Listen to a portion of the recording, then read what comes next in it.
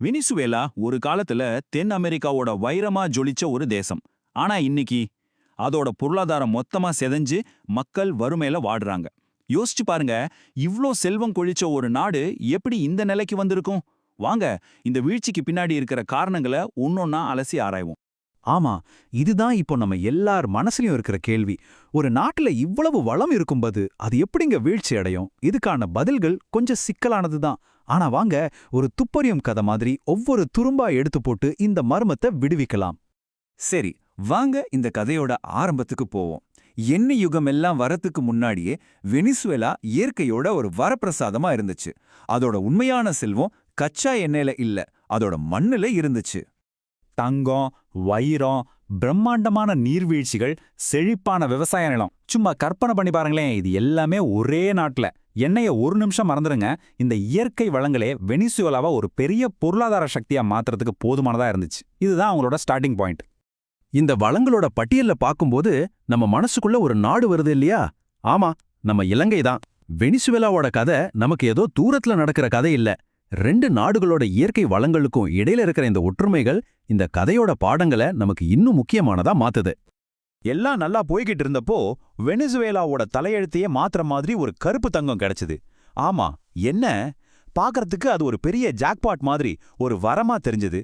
ஆனா அதுவே பின்னாடி ஒரு சாபமா மாறும்னு அன்னைக்கு யாருமே நினைச்சு பார்க்கல. பாருங்க, 1914ல முதல் எண்ணெய் கிணறு. அதுக்கப்புறம் சில பத்தாண்டுகளுக்குள்ள உலகத்தோட முக்கிய எண்ணெய் சப்ளையர்கள்ல ஒருத்தரா மாறிட்டாங்க. 1960கள்ல ஒபெக்க உருவாக்குன நிறுவன நாடுகள்ல ஒன்னா உயர்ந்தாங்க. இந்த வளர்ச்சி அடங்கப்பா ஒரு அசுர வேகம். பணம் உண்மையிலே மழையா கொட்டுச்சு.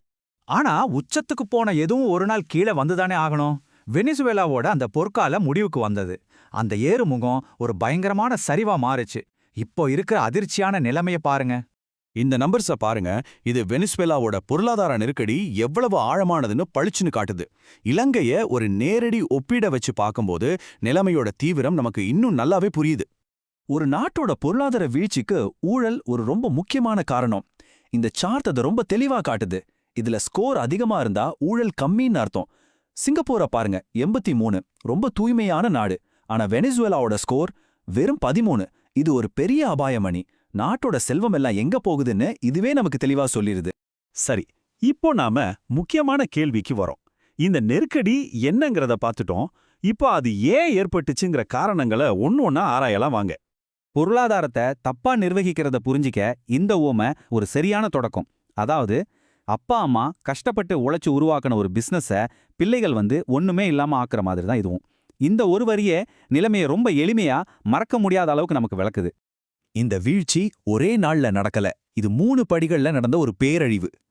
தப்பு, ஒட்டுமொத்த நாடும் எண்ணெய மட்டுமே நம்பி இருந்துச்சு. மத்த எல்லா துறையையும் கண்டுக்கவே இல்ல.